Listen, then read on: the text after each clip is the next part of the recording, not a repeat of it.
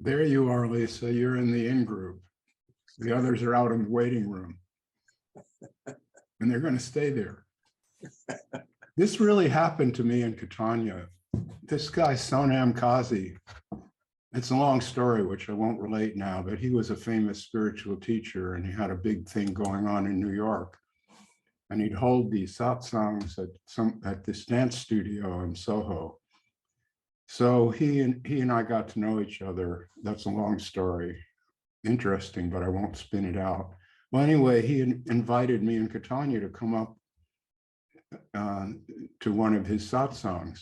So we got there and there were like 300 people waiting in the street and in the stairwell to get into this dance studio. And he had someone waiting for us to escort us right into the inner sanctum. And he had a couple of his lackeys in there and ordered one of them to bring us tea. So the three of us are sitting there having tea and talking. And like a half hour went by and I said, hey, Sonam, what about all these people who are waiting in the street? And he said, them, they can wait. And in that moment, I was enlightened.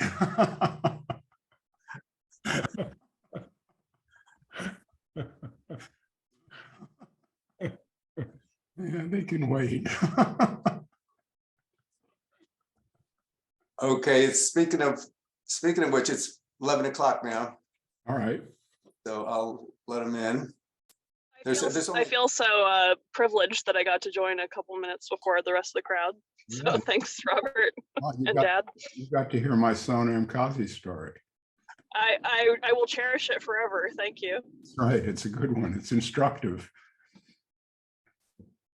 Well, welcome everyone. Years ago, this was the early 1980s, I had a rather startling awakening experience in which I realized that I was not doing anything. That this person called Robert Saltzman, when seen from the outside by others, was simply a body and the behaviors of that body. That was the Robert Saltzman that other people saw. And the Robert Saltzman that I saw, that I called myself or me, viewed inwardly, was also this body, although I could see the body only parts of it or all of it if looking in a mirror. So it was the body, thoughts and feelings and perceptions. That was me.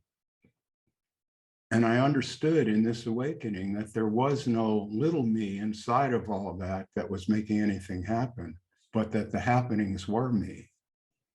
So a split that had been there all my life, which I had taken for granted because that's culturally accepted, that split was suddenly healed in a single moment. And there was a tremendous burst of energy when that occurred that left me gobsmacked.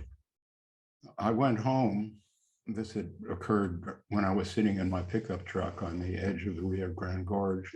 I drove home, and when my wife came back hours later, she found me naked, sitting on the kitchen floor, laughing. And she said, what's going on here? And I really couldn't explain it to her. It took a couple of days for me to really come down. It was like a psychedelic trip, but more powerful.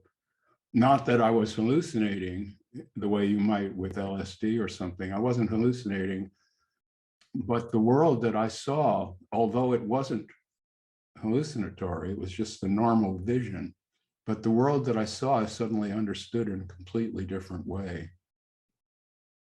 I was not making that world, it was just here. I wasn't doing anything except coping.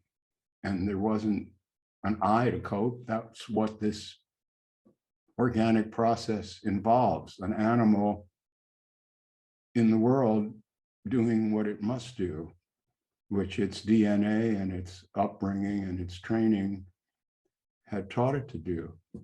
Oh, I see Stanislav Vadrana, excuse me, is here. Let's let him in. Stanislav is a very interesting cat who runs a bartending academy. I'd like to ask him about that. Are you there, Stanislav? I'm here. Yeah, I'm here. Hi, it's great to see you. Hi, Robert. Yeah. Good to see you all. Well, we're just kicking off the meeting and there aren't a lot of people here, but this will be on video. I'd love it if you would begin the meeting by explaining what it is that you do in the Bartending Academy. Basically, I'm trying to design and share practices that elevate the guest experience. That's the most important thing. And to get the bartenders understand that it's not about us, but it's about them, about our customers, because without them, there is no business, there is no bar, there is no restaurant. So basically to create a guest-centric bar culture. That's my main point. Yeah. And so how would that guest-centric culture play into the theme of awakening and awake? Or being awake, like being human. Basically, when I serve anyone at the bar, I don't look at them as a customer. I look at them as another human being, as I am. So I'm not drawing distinctions between me and them. Basically, we are one. That's how I look at it. So that's the view of equality. Exactly, yeah. Basically. That's beautiful. I'm really happy you're here. We've had some interesting conversations. Yeah, so do I, so do I. Yeah. Yeah. Well, we have a number of awake people who are either here now or who I'm certain to show up. And so I won't be the only one to have to answer questions about awake or awakening. Basically, what I described at the outset was what I mean by awake.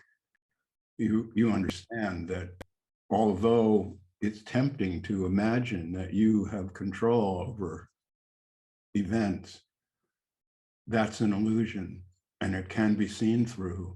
And at that point, it's not that you stop trying to manage things. If you have to slice the bread, you do it as best you can so as not to cut your finger off. That's obvious. But you understand that if the knife slips and your finger gets cut, you didn't do that. That's what happened. And that's the difference. And when you understand that everything that occurs is what is happening and you are not the doer of it, that's what I call being awake.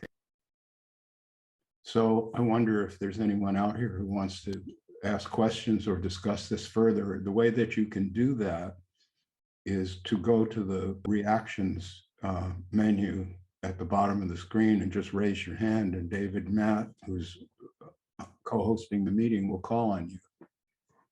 The meeting's open. I will kick things off with a question, Robert.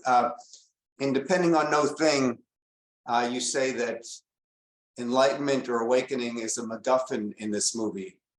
Enlightenment or awakening isn't the point is flowing. Can you talk about that a little? Absolutely will.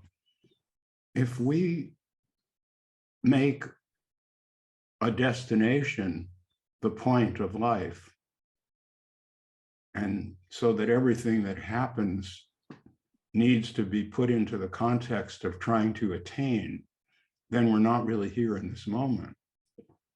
Flow is when you're not trying to do anything.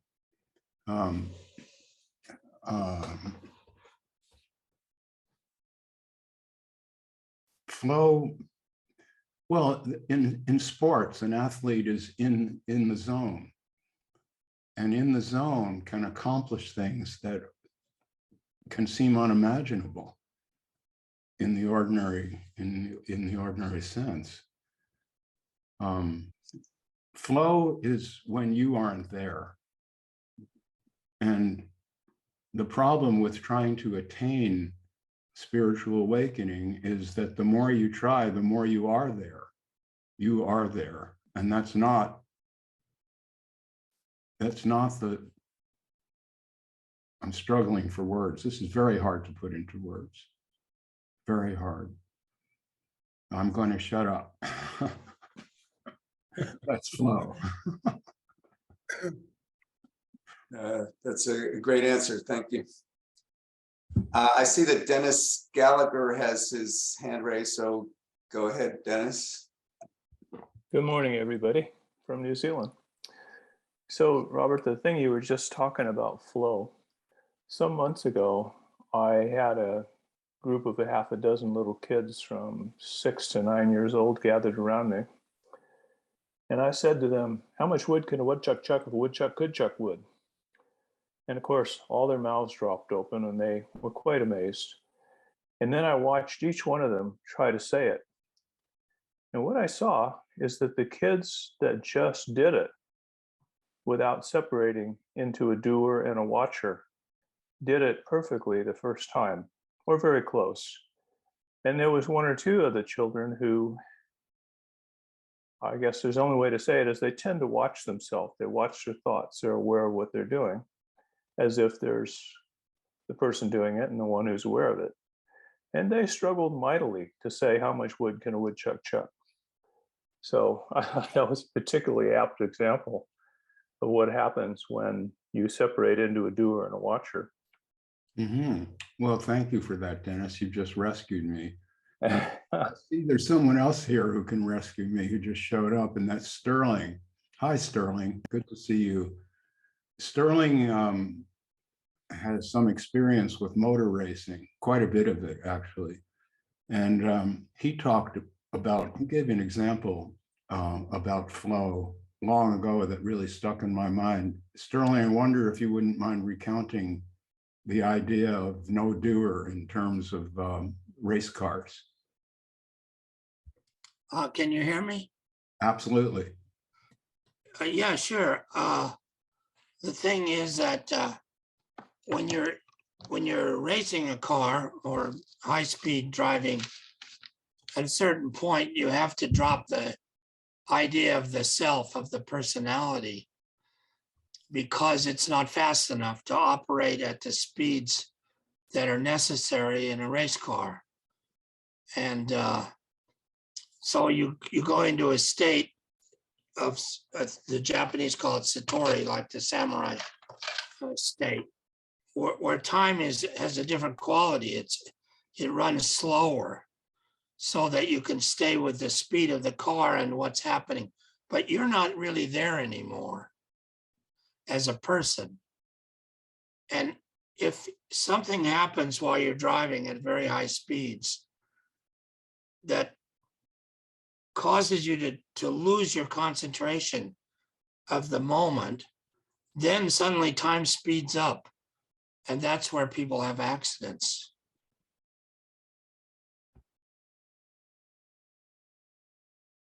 Does that make any sense?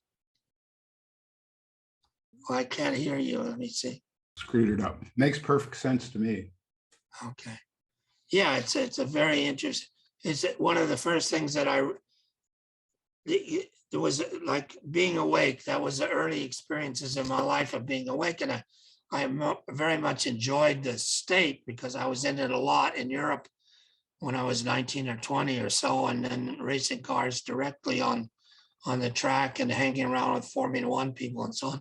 But I didn't really understand what it was in context until later when I was in Big Sur around Esalen and John Lilly and Dick Price and all those people. And then the Gurdjieffian work, which gave me an idea of the difference between the awakened state and the sleep. So that put a lot of my earlier life into context. Suddenly I realized, oh, that's what was happening. That's what it was so enjoyable. Not personally exactly, but just the state itself. And that was the idea for all this idea that came out of the 60s then was the idea that through LSD also was involved in all of those things, the human potential movement, that we could achieve a state of consciousness that was higher than the ordinary one. And that was the awakened state. So when you say the awakened state, is that something that endures and lasts, or is it more like you're in and out of that? What is that like?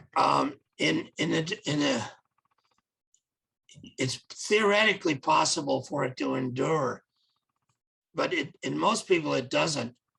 In the Japanese term, they have a term called kensho, which is like a short term, a flash, if you will, of Satori. If it's Satori and you're staying in it, it endures. But in most people, it only occurs in places that are kind of dangerous and require you to be absolutely in the present, or you could get killed. Let's say you're climbing a mountain climber. They have to stay in this state. If they start getting into their mind again, it lowers them down. If they're out of it, then they're out of sync with it. Or a racing car driver, if let's say a little child runs across the road and it goes, oh shit. When as soon as he says, oh shit, then his perception drops and he's no longer awake. And then reality speeds up. It goes quicker. So that state, and the same thing like with a samurai swordsman, he can't be fighting a sword fight and start thinking about his mother-in-law because then he's not fast enough anymore. Because the mind, the mental, personal state is slower than the state of the body. It's in that awakened relationship. And so some people, I think there's a huge problem with gurus, for example, you know, I know people like some of the ones that we've discussed over the past years, that they have the state, they have the experience, but then they lose it and they're not aware that they lose it. They still think they're awake, but they've fallen back to sleep. I think Francis Lucille is a good example, I think, of that. Yeah. I think it was Gurdjieff who said that when he said a man, but nowadays we would say a person, when someone awakens, immediately the same obstacles that were keeping them from awakening in the first place now come back 10 times stronger, and they're likely to just go back to sleep again and not even know it. So that's also my understanding. Yeah. I'm not, it's just very difficult. And the thing about the danger point that is so important is that if you stay focused, let's say climbing a mountain, there you are, you know, and if you make the wrong move with something, you're dead, you tend to want to stay focused. But if you're just walking around, you know, going shopping down the street, then you lose that sense of the urgency and the imperativeness of this state, and it's easier to fall away from it in ordinary life. And so I think that's one reason why those states are so attractive, and one reason why they go away in most people. I don't know many people who are what you would call permanently awake. The idea of the Eureka group, I think we've talked about it with Oscar Chazo and so on, and a lot of these groups back in the 60s was this idea that you could achieve this level, it's called level 24 in the Gurdjieffian or the Eureka system, that you could go permanently in that state. That was called permanent 24. My experience was that I didn't see very many people who could stay in this state very long, but many people were convinced egotistically that they were still in it long after it had disappeared. And there are clues or tells that Jess and I talk about tells sometimes, where you can see that a person really isn't awake, even if they think they are, how they relate to their surroundings, what happens if a car moves suddenly around, or do they respond or do they react to events happening around them. That's my experience with that. Yeah, I think you've stated it very clearly. That's also my experience, Sterling. So I appreciate it. It was, it's a delightful thing, but it's not a mechanical thing. That's what I object to with some, so like it's always been clear to me with you, is that you don't have a program that to attain this, which is, I think is important, because the people that I've seen, and I've, you know, been involved with various programs, methodologies, step by step and so on, it's very, very difficult. It really doesn't lend itself to a step-by-step approach. I know people that study with other people and they think, well, I'm making progress, I'm getting more awake day by. I don't think it works like that. I think it happens the same way it happens with you, is that for reasons that we really don't understand, you were, I think, sitting in your fucking shitty pickup truck somewhere, and one day it happened, right? Something like that, right? Yes. And What happened? and then for me, it was driving down, you know, the road from Esalen one day, and then I was just driving along the road, and I was, you know, I don't know what I had been involved in a lot of stuff that is conducive to making a space where you might jump across, if you want to put it that way. And then sometimes it happens, but mostly it doesn't. And then it goes away in most cases. The problem is that if it goes away and you don't recognize that it went away, then you start living in a kind of delusion. Exactly. And I think you and I agree that most of the so-called teachers are teaching from memory, not in the present tense. That's a very important, maybe the most important point. That's exactly correct. Teaching from memory of, rather than still in the moment. You can watch them on TV or, you know, on the computer. Watch somebody like Lucille, for example, when he gives his spiel and everybody who gets in the meeting, he comes in, and then you can watch him. You can see that he's not awake. He's reaching for answers from memory to sound as if it's spontaneously happening in that actual moment, but it's clearly not. Mm-hmm. And I'm sure that I've seen it with other people. Like it when I was first studying with Chazo back in 1971, the first speeches that he gave in New York in October of 1971, the guy was awake, man. He was fucking sharp. He was right there. It's right there in that moment. It's just like racing a car, but it's different. There's no danger there. So it's easier to slip out because there's no consequence. I mean, if you're in a car doing it and you slip out, you get killed, or, you know, you have an accident or something happens. But if you're just standing on a stage and you lose it and you're talking from memory, nobody, you know, the lights don't go out, you don't fall off the stage, nobody shoots you, whatever. So those states, you find them probably in wartime a lot too. People fighting for their lives, you know, against real enemies with bullets and stuff. There, you got to be right there, and if you're not there, you're too slow, you're dead, or in danger. I don't know if you were here, if you had arrived, but earlier Dennis Gallagher asked me a question about flow. And although I can certainly define it from memory, I could not in that moment respond actively. And I just threw up my hands and said, I don't have it. That's my flow right now. My flow right now is I don't have an answer. So well, that's honest, you know, and it's, the fact that you can recognize that is a very good sign.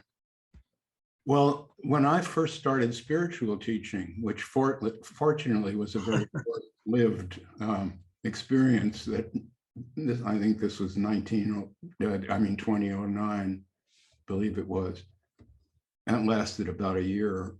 And I only did it because a dear friend of mine wanted to send some of his students to me. For that he couldn't deal with them. I found myself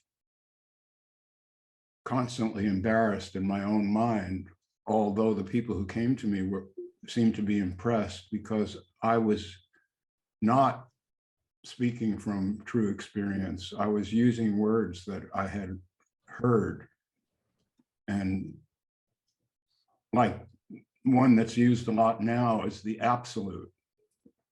Yeah, I mean, it's so foolish. It's a word like God. We don't know what that is, or even if such a thing exists.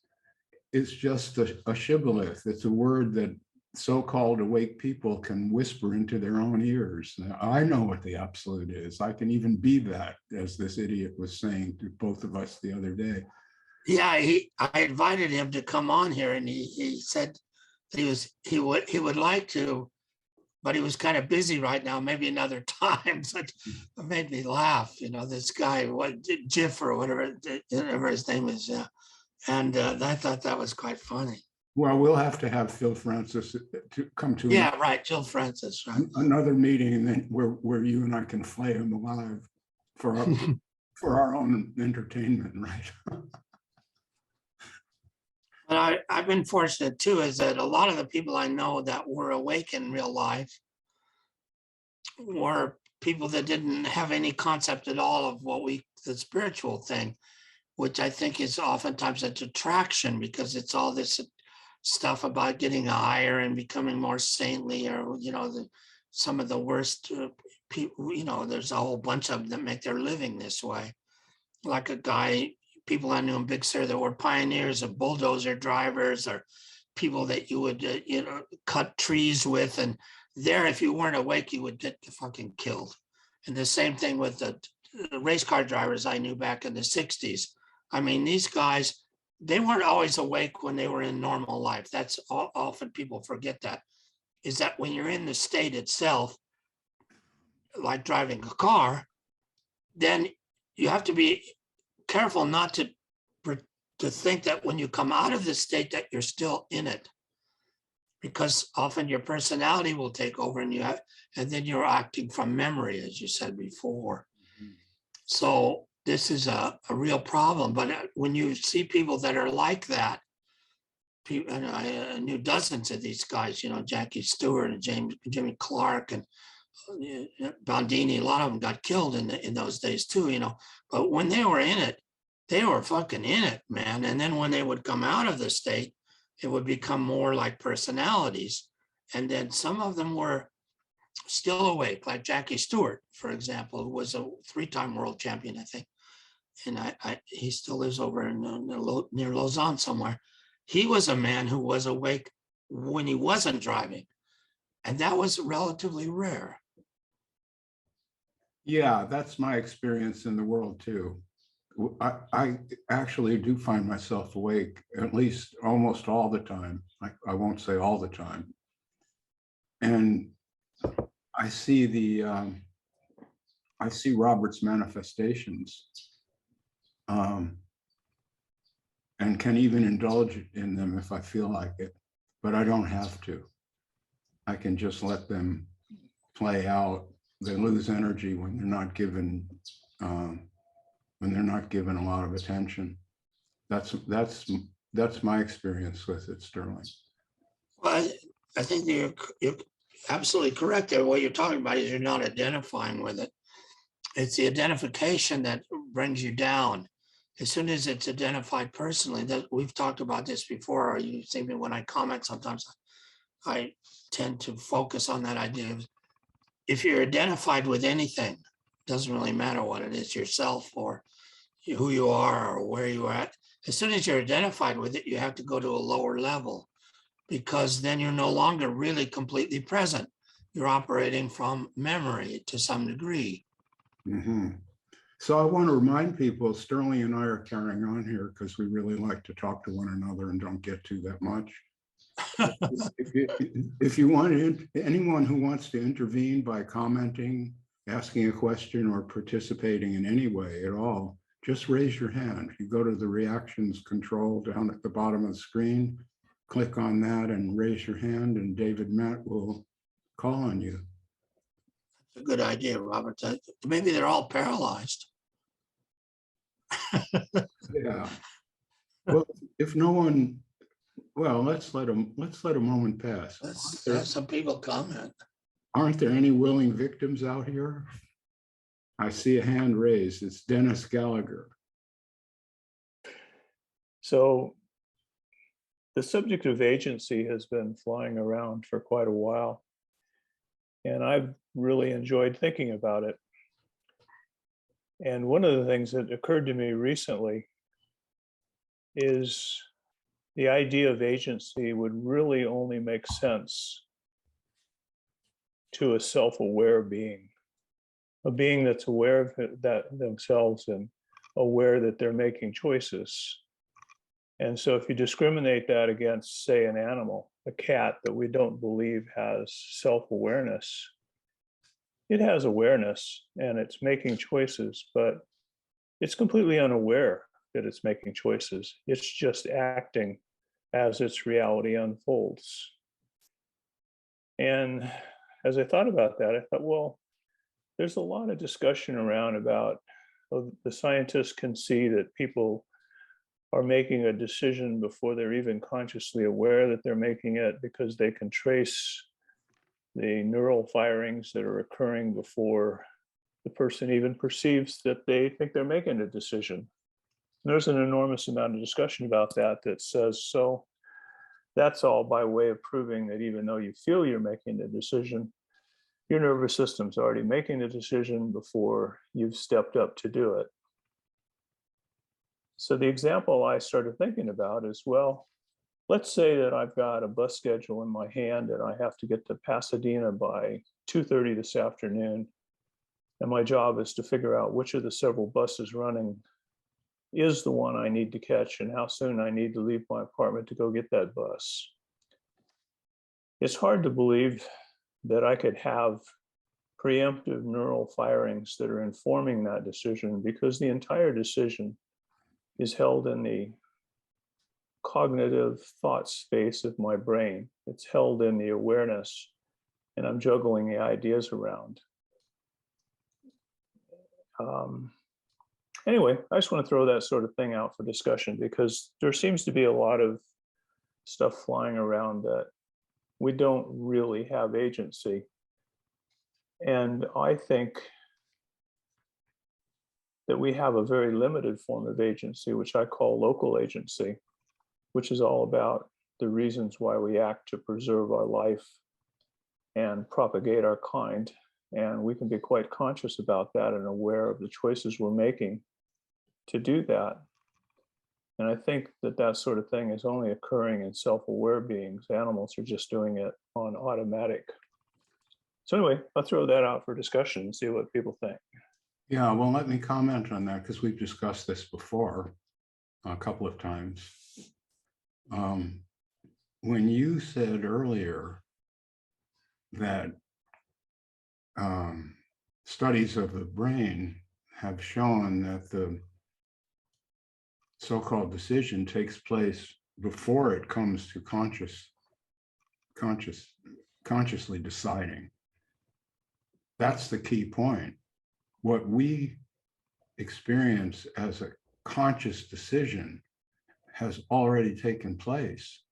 And then the conscious myself is informed of that.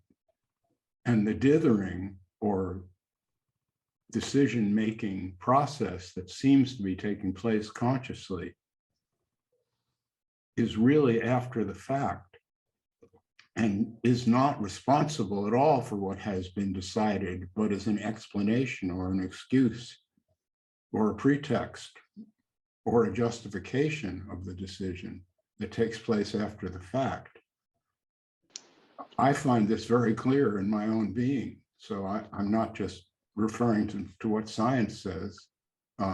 When I heard the science about this, it made instant sense to me, because that's my everyday experience. I don't really try to decide anything, to tell you the truth, at all. I just let myself respond freely. And if I make a bad decision, well, then I pay for it. But it's not that I made a bad decision. That's just the way the cookie crumbles. And you see, I don't see any alternative. In order to have agency, there has to be an alternative behavior that could have taken place, but I decided not to. And I don't experience that at all, Dennis. So to me, this conversation about agency boils down to this. If you think that you have to make a decision, I'm not the one to tell you that you can't. I'm telling you, do your best. to decide the best you can, use every bit of force that you can bring to bear to make a good decision. Because for all I know, that might be part of the process. I'm not out of the human Sturm and Drang here. We're all in the same boat. So this is just the way that I see it. And this is my everyday experience. But I would never suggest to you that you ought to say, well, Robert says there's no deciding, so now I'll just stop. I'll stop deciding. If you feel that you have to decide, do your best. Keep it up. I think the condition that I find myself in, at least most of the time, is what Sterling was deciding, what Sterling was saying, excuse me. A race car driver does not decide to turn the steering wheel. That's way too slow, way too slow. And that's the condition that I find myself in. It's happening too fast for Robert to do anything about it. It's already over by the time Robert becomes aware of it. I just speak. I can't. That it's part of the reason why I retired from psychotherapy, because in psychotherapy you're supposed to be able to tailor your responses to the needs of the client. And I just found myself less and less capable of carrying on that way. And finally, I just gave it up because I didn't want to hurt anyone. And I think in the last few years, I have hurt people, not by doing psychotherapy, because I wasn't doing it, but I've hurt people who felt that they had some kind of spiritual destiny and that hearing me robbed them of it. Whereas other people who heard what I was saying felt relieved and thanked me for relieving them of it. But I don't think any of that was my doing, or that I was the agent of either hurting people or helping people. I just don't see that. If you ask me, Robert, do you intend to relieve suffering when you speak? Yes, but I don't know if that intention has anything to do with what I really say and do. I'm pretty sure it doesn't. So if that answers, I don't know if it answers your question, but that's how I see it, Dennis. So can I make a couple responses? And thank you very much for that. So you said that, I think you said something about, you never know if you could have made another choice. I mean, I don't think any of us ever know, because we only ever go down one timeline.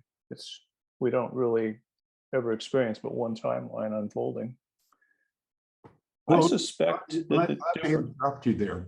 I know you have to say, but see, that's a key point.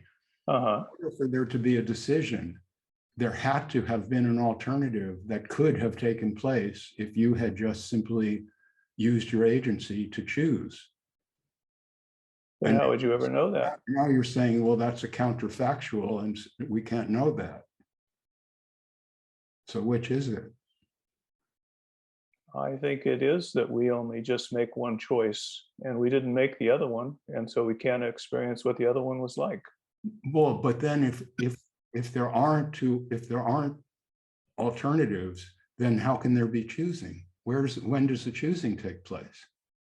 You can only make one choice, and that's the one that unfolds. But at the moment you're making the choice, the paths are not defined in front of you yet.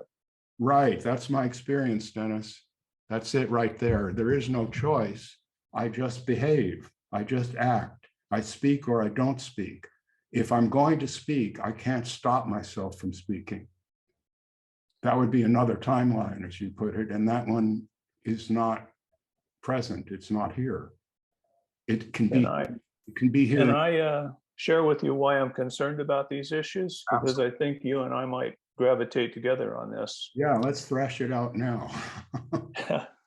So the reason I'm concerned about it is when I hear that we have no choice, some of the feeling I get from people in the New Age community is that they take that as a perfect license to abandon all responsibility and just watch things unfold. And I don't think you and most people are like that, regardless of what we think about whether we have choice or not. I think most of us bring the very highest ideas we have about how treating other people kindly should be done, how being fair to other people should be done. In other words, being good citizens in the world and not causing unnecessary harm. And I think, personally, I think that that's probably the way you operate, and I think most of us do. All right, let me. And I think that's very appropriate. So we don't prolong this. Okay. I agree with you on that Robert Saltzman seems to behave in a decent manner, and that there's something in Robert that wants to. So we're on the same page there. Mm-hmm. And somebody who was in my kindergarten class and had the same basic upbringing that I did might be a horrible criminal and have only the desire for self-gratification and doesn't care who's hurt. But I don't think I chose to be the way I am. And this other guy, the criminal, Donald Trump, didn't choose to be Donald Trump either. That's just the way it occurred, and it could not have been any different. That's how I see it. I am what I am, and what I am is a decent person, in my view, a decent guy, friendly and open and helpful. But I didn't choose to be that way. That's just the way I am. I didn't make myself. There was no moment when I decided as a child, Robert, you're going to grow up to be this decent person. It's just the way it's just like a fruit tree. There'll be some rotten apples on it, some bad fruit, and there'll be some good fruit. That's just the way, and the apples don't make themselves. The trees grow and the apples are just formed. And I don't see any, this is what I wrote about in the 10,000 things. I can't find any moment when I decided to have this personality and these intentions. I just can't find it. It happened. It came upon me like fate, like destiny. These discussions that we're having, sharpening the edges of people's understanding about being in the flow or not being in the moment. What is the purpose of these discussions if nobody can possibly assimilate a new point of view? Oh, well, I don't say that nobody can assimilate a new point of view. I'm saying no one can decide to, but we're influenced by everything that we see and hear, for better or worse. And who's the influencer? I'm sorry, I didn't get that. Who is the influencer, the one that's causing the influence to happen? Well, in this case, if someone listens to me and they're influenced by hearing what Robert has to say, then I'm an influencer, but I don't take responsibility for that. I can't, because I'm not doing it. So you're talking about responsibility. To me, responsibility is a legal, we need to hold ourselves and others responsible legally. Otherwise, we can't have a safe society. Everybody would be armed and there'd just be thugs ruling everything. So if we want freedom, the freedom to just walk down the street unmolested, we have to hold people responsible, including ourselves. But that's a fiction, and we use punishment to enforce it, even though the people who we punish couldn't have done otherwise. We still use the punishment because the punishment is influential and might stop someone from, it's all input. It's all, I think it was John Troy who said last night about the soup. We're all in the soup. It was, and no one's making the soup. We're swimming around in this soup, and the soup is influencing us for better and worse. I don't know if it's hard to make this point clear. I don't know if you get that, Dennis. It is a difficult thing to discuss, and it seems to me that things just fall out easier to understand if we do assume that we have agency, because otherwise we're walking around in this world where the criminals aren't responsible, but they still need to be punished. I'm not really doing things, but I am having effects on other people. it seems unnecessarily complicated, and I can't see what's particularly wrong with the fact that I might assimilate a lot of information and then make a decision about what I want to do with it. And I'm not much concerned about whether those decisions are happening down in my neurons below my conscious awareness, because in the end, I'm all of it. I'm every cell of my body. I'm every reaction. I'm every memory.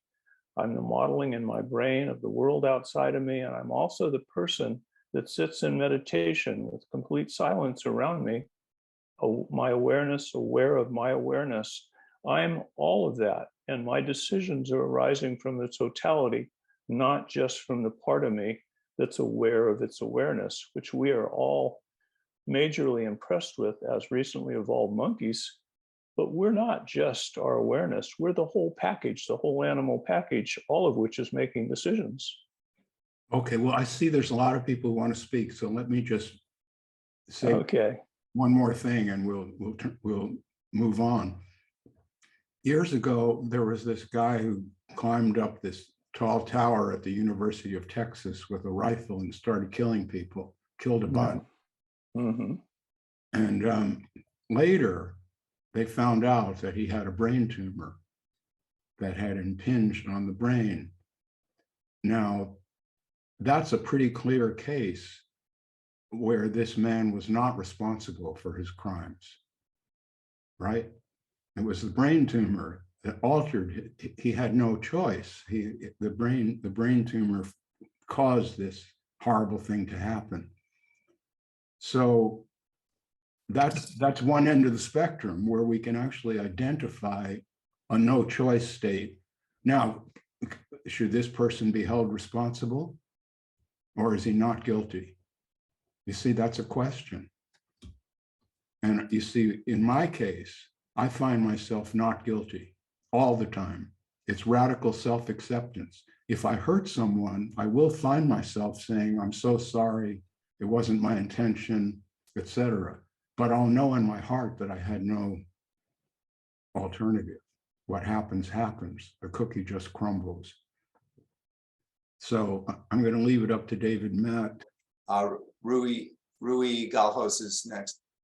Yeah. Hi, guys. Hi. Yeah, I just wanted to kind of chime in here a little bit with I think it's connected with, can you hear me well, by the way? Yeah. It's connected with the two subjects we discussed so far, and the awakened state and agency. So from what I was hearing before, it seems that the awakening and the flow state was very linked to the person consciously not acting from memory, and somehow while listening to you both discussing, it felt as well that no agency would be somehow related with memory as well, with not acting like from a script. But on the other hand, there seems to be different ways of accessing memory. And what was coming to me in the back of my mind is, so this speed that Sterling was talking about, that the driver needs, so this presence that it's needed, that doesn't require memory, at least consciously. That's probably the distinction I want to make, is maybe consciously people are not acting from memory, but memory probably needs to be implied in any decision that is made, right? Because we learn from previous experiences, even if it's not consciously, maybe unconsciously, memory is involved in all decisions made, not by the doer, but by this system of whatever we want to call it, that we are part of. So I wanted to maybe open as a general question, how you guys see memory being involved in this, and in this distinction between acting consciously from memory and unconsciously.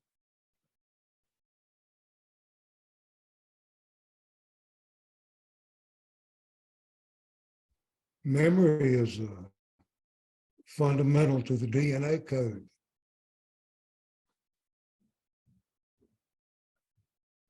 We're made of memory.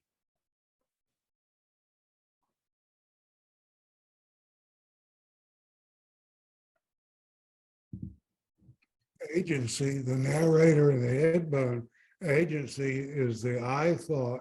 It's only the I thought that suffers the dilemma of a parent choice. Preverbal doesn't. Preverbal is working your brain, beating your heart, scratching your nose. The preverbal is already in the flow of happening. The I thought is transient. There are no role models for preverbal existence. There's no good or bad. One thing Moses pointed out, one thing I do agree with, that Moses pointed out in Genesis, it's the cornerstone of this religion out there, is that you're in the Garden of Eden, enjoy yourself, do whatever, eat whatever you want, but don't feed from the tree of the knowledge of good and evil. In other words, don't adopt a doctrine of sin. For as sure as you do, your life is going to be hell. So preverbally, there is no doctrine of sin. That's only with a verbal I thought. And it's the verbal I thought that suffers the dilemma of apparent choice, not preverbally. That it's not a state to achieve. It's prior to and more immediate than an I thought. The I thought is just the icing. So preverbally, our bodies were built, hair grew on our head, our eyes can see, the brain works. It's all flowing through effortlessly. And if there wasn't memory, you wouldn't have time. The dissolution of current reality and memory is what creates time. No memory, no time is unconsciousness. And that's apparently pretty benign. Nothing to be afraid of. Preverbally, as being in the zone and doing what would be impossible for the I thought to accomplish is being accomplished. The I thought can't make an eyeball either, or a brain. So it's the I thought doesn't disappear. It can disappear and come back, but it loses the primacy of existence. It loses holding on that that's what you are, is that I thought. Once it's outshone by preverbal existence, then it loses that status. It remains like a ghost, still is useful, still there. There's no need to give it a model of behavior. I say take Moses' counsel on that one. Don't good and evil, you don't know, it might be good to kill somebody, it might not. Nothing else in the universe has any kind of moral code. The sun doesn't, grass doesn't, birds don't, Mars doesn't. So that's these doctrines of sin indoctrinate the I thought into these models of behavior. What's good and bad, and there are probably as many sets of good and bad as there are human beings. Probably no two alike.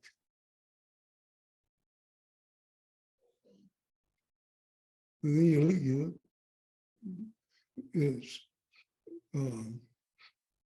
there's nothing to be fixed or anything to be gained. It's like in The Wizard of Oz, Professor Marvel or the godmother tells Dorothy, you had it all along. That's the wisdom, is you had it all along, and not to be a wannabe, but you had it all along. It's already here. In full manifestation, it built your body, for God's sake. Built your eyeball, built the ears to hear this, and built all of it. Just simple DNA expressing itself. We're Homo sapiens. We've got some traits. We've got the trait of fiction that gives us property lines and money, but it also brings in shit like religion, or the ability to enjoy a movie or something. But the good, bad, moral thing, I don't see that. I see be as you are, trust or accept the pre-verbal who you are.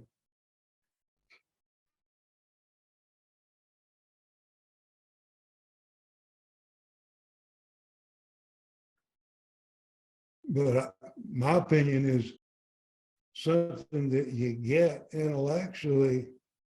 It's more revelation of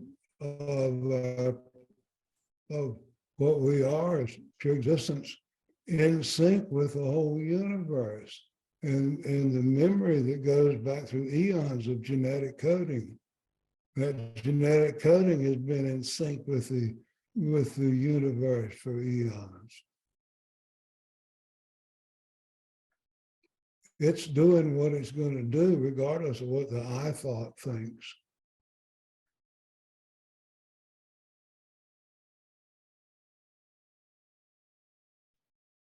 And we'll live out its expression and exhaust its expression. And like everything else in nature, we're not going to go to some heaven or hell any more than the kitty is.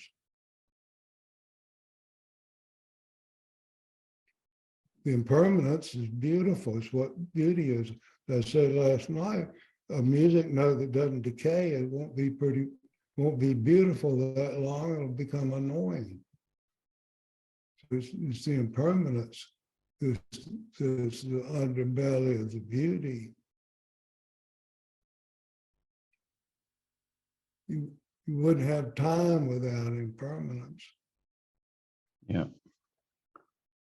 And I think what sometimes I was listening in terms of when people go back in their memories, and that's when the first time they think they had a choice, because in the present moment, they just act from impulsively, right? So they didn't have a choice in the present moment, but then they could go look back in time, in memory, and then they could see, oh, I could have done this, and this.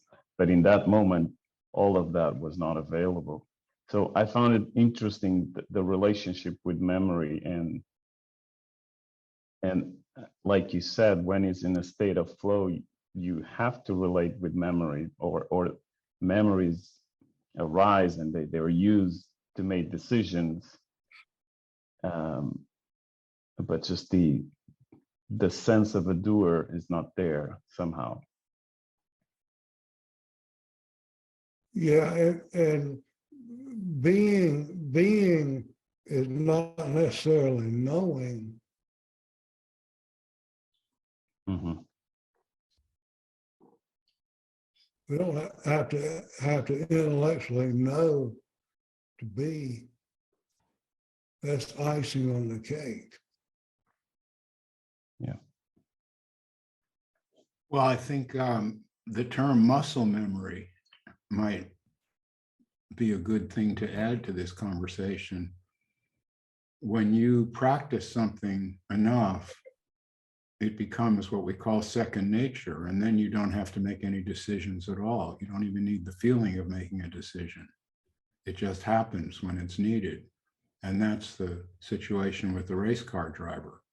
They'll be out there practicing on the track at a slower speed for many hours until everything that they need to do to influence the car is recorded in muscle memory. And then when they're actually called upon, or it's like a musician practicing playing scales on the instrument, then when it's time to improvise, there's no thought involved. The improvisation happens by itself. I was a bass player for years. I had that experience often of standing there watching my fingers moving on the fretboard without any feeling at all that I was making them move. It's a beautiful feeling. It's a kind of freedom. There's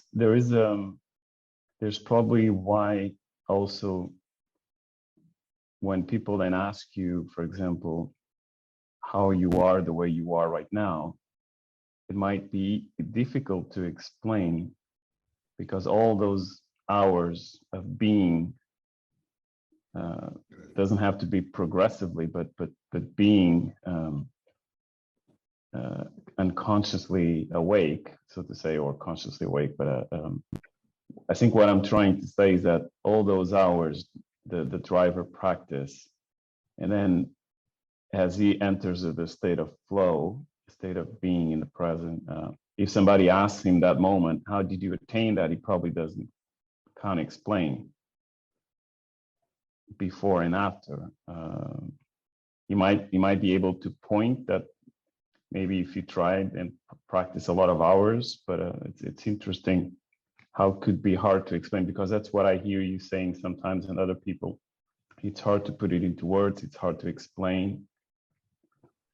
I don't separate awake and not awake, like this is some state to achieve or hold on to or to lose. It's all seamless to me. Even practicing something or being in the field of action with something, but I don't think too much in the terms of awake or not awake or enlightened or any of that. It's all seamless to me. It's the dilemma of apparent choice that can rob so much peace of mind, I think is that's inevitable too. It's all inevitable. But genetically, we're, as genetic creatures, we're always exploring in countless directions every conceivable thing, always exploring that. Because I was relating with what Robert was saying, and if I can see myself living more from that space more and more. So like a practice is not like a conscious practice I'm doing. It's just I'm observing that this is happening more and more. That the sense of agency, the sense of doer, it's not informing my decisions, and I'm not keeping a story about these things. But I can see how hard it is to say when did it start. I would not know. Well, when understanding changes, behavior changes automatically. Not that someone changes it. You can't. But when we're influenced and we understand things differently, then the way we respond in our daily lives changes without a decision to change it. You just understand differently. And then your behavior changes automatically. That's the way I see that. And there's no final goal.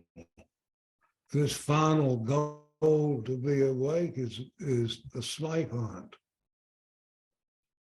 Absolutely. That came up in the meeting yesterday, and that's a really important point. And that's why I am really discouraging people from getting into this spirituality trap, because they hold out this carrot and you're supposed to chase that until you finally cross the goal line. And I don't think there is a goal line except the grave. But short of that, it's the journey. We're all pilgrims on the same road. I really mean. Yes, awakening is not a merit badge.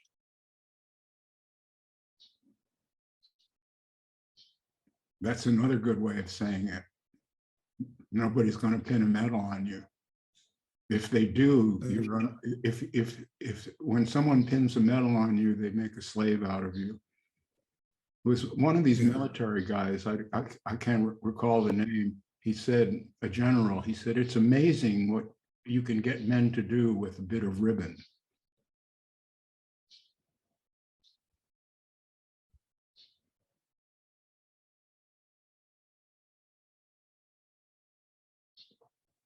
It's amazing what you can get a man to do by pinning a bit of ribbon on him. Kill, kill.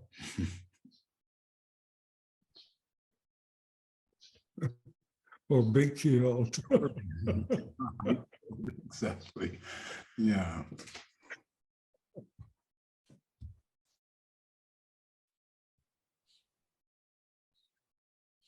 So the non-dual trade has trumped up all this stuff and everything, and they're making a fortune on it, and it's a fad, and it'll go away.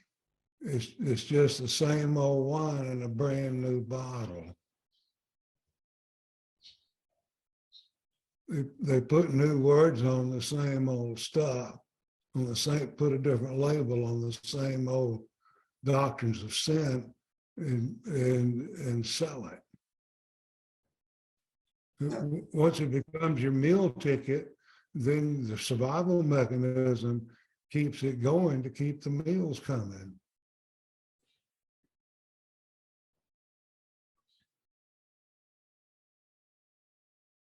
Yeah, it looks like Dennis has a question. Go ahead, Dennis. Yeah, I was going to say, I really like what John's been saying. He's been using the term seamless for a while now, and I'm liking that better and better. I think so many of our discussions get really bogged down because we only can use words, and words inevitably separate things into cause and effect. 1, 2, 3, this made that happen. And the actual thing that's going on, I believe, is very much as John says, it's a seamless unfolding. It's all happening at once. It's all part of something that is better understood moving all at once than trying to break it into parts. And I think the harder we try to drill into it and decide what the correct way to break it into parts is, the more confusion actually results. Yes, it becomes a learned ignorance.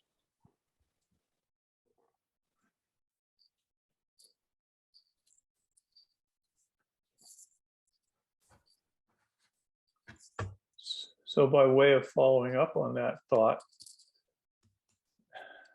decisions get made. We think we made the decisions. Did we really make the decisions, or the decisions make themselves? These are all ways to take a knife and chop up what happened into different chunks, call them words and string them all together and say, oh, we're going to solve the problem. We know whether we made a decision or we didn't make a decision, whether we're in this moment or we're in another moment. We just keep taking the knife out and chopping up this seamless unfolding experience into different words, and then carrying them around each other and perhaps confusing each other with them. One of the sages of old said, more words count less. But we are here trying to achieve something, aren't we? Or did we all come just to entertain ourselves and had nothing better to do today. So I get the feeling something's going on, but as the more we try to say what's going on, I'm not sure it's helpful. Other than I personally came here hoping to get something that I could carry away that improves the way I see the world, that improves the way I feel, that improves my subjective experience. And yeah, I don't know. What are other people's thoughts about why we're here? Did we come here to accomplish nothing because we know it's impossible to accomplish anything? I don't think so. Why does it need to be defined in terms of accomplishment or not? I find that there are some interesting people with whom I can discuss things in this format without having any goal or desire to achieve, or so maybe I can say, if I'm lucky, I might understand something better than I did before, but it's not a big deal. In the way you say, why are we dividing things up? And your question itself is division. Yes. Paradox everywhere. Duality paradox, you know? And yet we can't avoid it. There's no way we can communicate without our words.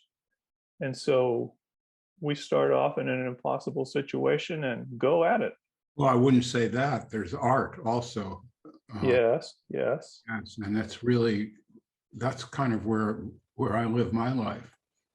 I mean, words are good, but you know, music, dance, painting, photography, poetry, that's beyond words. All of the, you know, that's movies. There's so many interesting movies being made these days. Really interesting. I like them. And I think we can have emotional experiences that are beyond words very easily, really. I think that's in many of us, that's an ongoing experience where you have like this emotional track and you're aware of it. And it just changes, flows through the day of emotions. Yes? Yeah, I think some of our lives, sometimes you see an artist and the artist will say, yeah, my life is art. The way I live is art. And I find that an interesting idea. And I think for some people, it's very true. I do too. I do too. Robert, just to, if you don't mind switching topics here,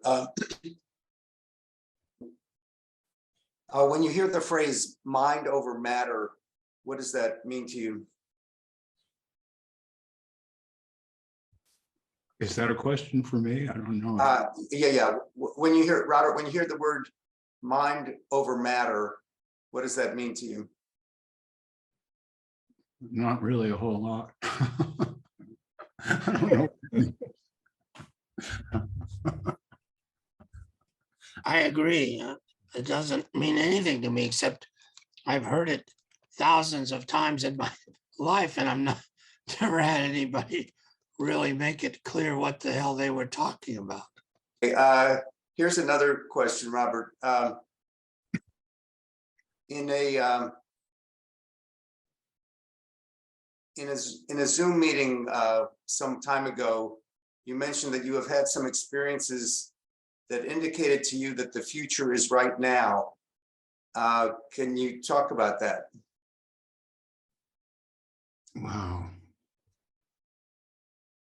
Well, I've had so many experiences where the ordinary flow of time seemed to be lost or interrupted somehow. Like a premonitory dream is an example. You have a dream and then later what you dreamt about, you find it being played out in actual time. That's happened to me a lot. I've also had all kinds of synchronicity experiences. I'm going to go get a prop, and I want to discuss one of those, but I need the prop, so I'll be back in a flash. Meanwhile, please carry on.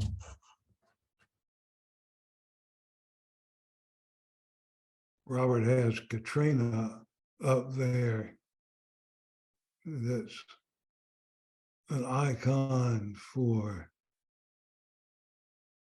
unconsciousness. Like the Grateful Dead. So I don't know what you've all been discussing. I was out of the room, but I'm back. Should I go into this now? Yeah, go for it. Well, some of you who've read my books have known that I had a mentor by the name of Walter Chappell. Walter and I met through photography. And he started to help me with, I'm going to try to get in focus here. Come on, I've got this autofocus camera here that doesn't really do its thing. Well, Walter began to help me with photography. He was a world famous photographer, one of the great photographers of the 20th century. But he had also been in the Gurdjieff work for most of his life, and he introduced me to that thread, and that became really influential.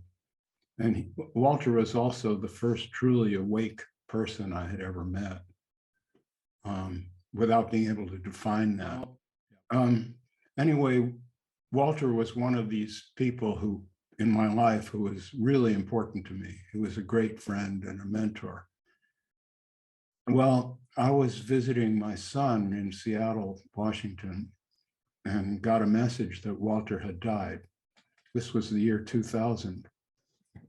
And I had to go to a Office Max place to get a fax of the New York Times obit, which is a beautiful obit, 6 columns wide in the New York Times. Walter was really a famous man. Anyway, when I got that, I sat down on the curb to read it, and I just started to weep. That's how much I loved him. I really cried when he died. Well, a few days later, my wife and I were hosting a dinner for our son and some of his friends. And the waiter brought the wine list, and I saw a bottle of wine that looked good and ordered it. The waiter came back a moment later and said, "I'm sorry, sir, we don't have that, but I do have a wine I can recommend."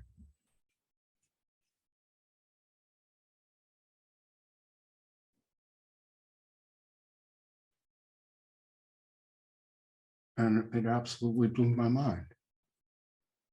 It wasn't on the wine list. I hadn't ordered it. I ordered something else, and I got this bottle a few days after my dear friend died.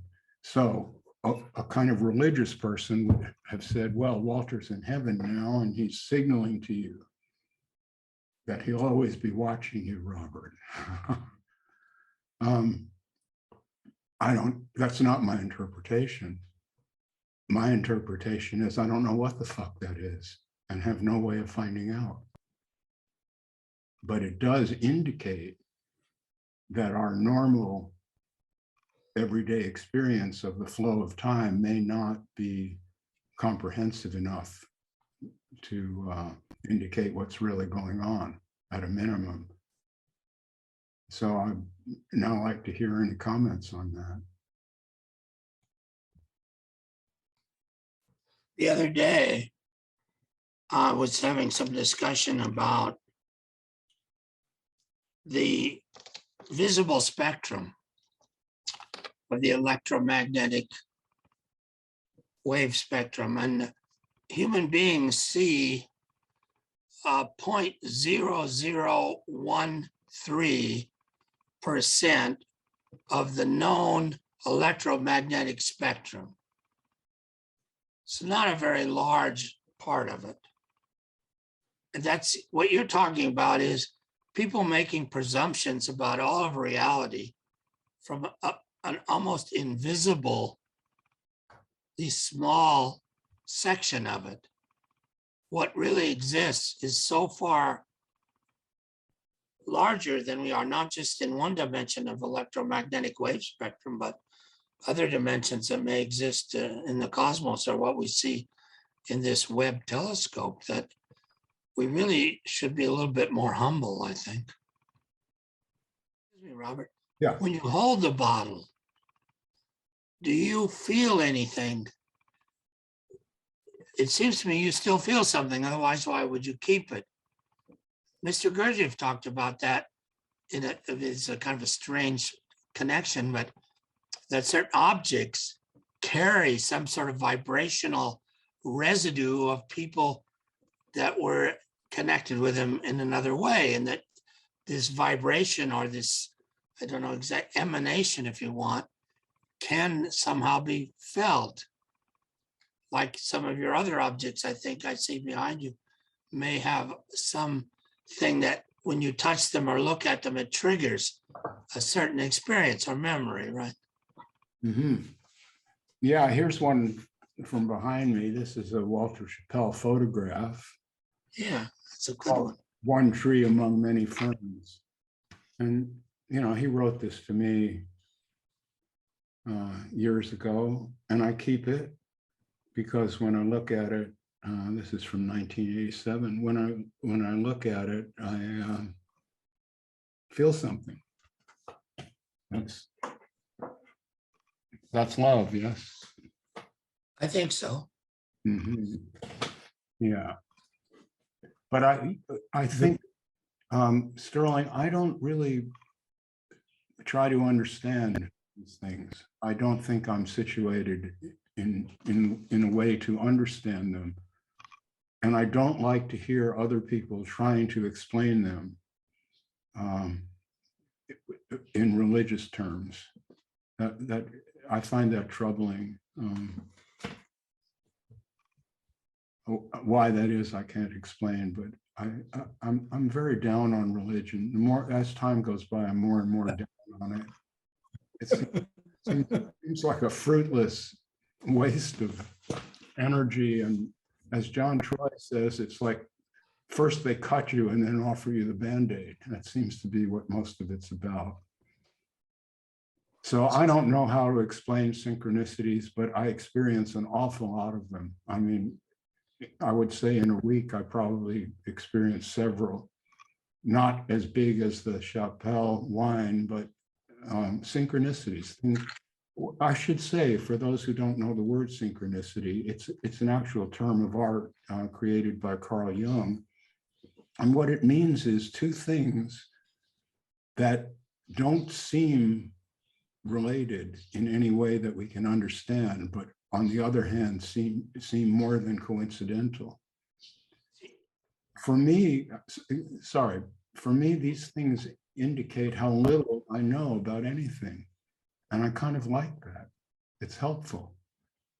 I agree. It's like if you look at this photograph from the web, and we see that there's like, in this one little teeny photograph, there's like 800 zillion fucking galaxies.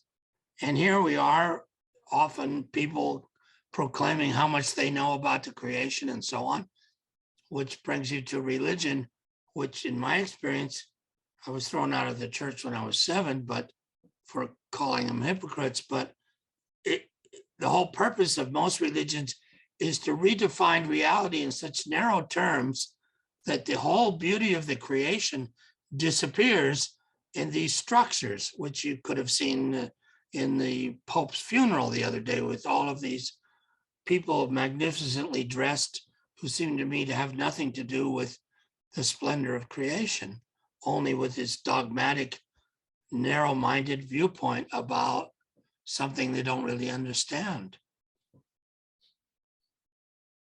Yeah, absolutely. That's my objection to the whole thing. It's like kindergarten kids, you know, imagining that they understand the universe. It's foolish. It's foolish. And as you say, you know, we're so tiny compared to even the things that we can be aware of. And most of it, as you say, mostly we can't. There are things that we are not aware of. So-called dark matter fills the universe, but no one can see it. We just presume it's there because of certain physical events that can't be explained easily otherwise. So we don't really know much. And I find that comforting. I like it that I don't need to know much and I can still function and still enjoy things and still live without explaining it all away. I find that warming, heartwarming, and comforting. I know there are other people who don't like that. They find it frightening and they want to be sure what's going to happen when they die and all of that. I just don't think of it. It doesn't occur to me. Long ago, I was taken into custody by various police forces in Big Sur and taken to the mental hospital in Salinas at the public hospital. There's actually fairly decent accommodations, but then I was left sitting alone in a room there, and I was pretty high at the moment. I was doing things that people are not supposed to do, but not in a violent way. And then suddenly I'm looking at the wall, and a picture comes on the wall, and it's a beautiful kind of line of light, kind of scintillating, big like a TV screen. And it's right there, and it's dark blue, and this light is just incredibly white and pinkish. And then this woman started singing. It was like Enya or something. For like 10, 20 minutes, it probably was. In reality, it felt like it could have been a million years. Because when I was in it, I was in what I came to recognize as something I call the forever. And then at some point, this vision vanished. And I have never had any idea what the hell it was about. Or have I tried to figure out what it was about? Or have I tried to place it anywhere?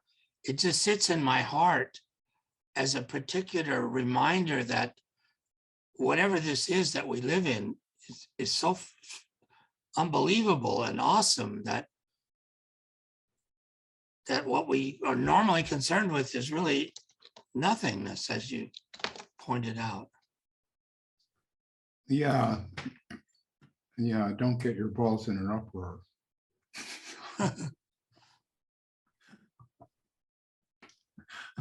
Forgive me. Synchronicity affirms our radical acceptance.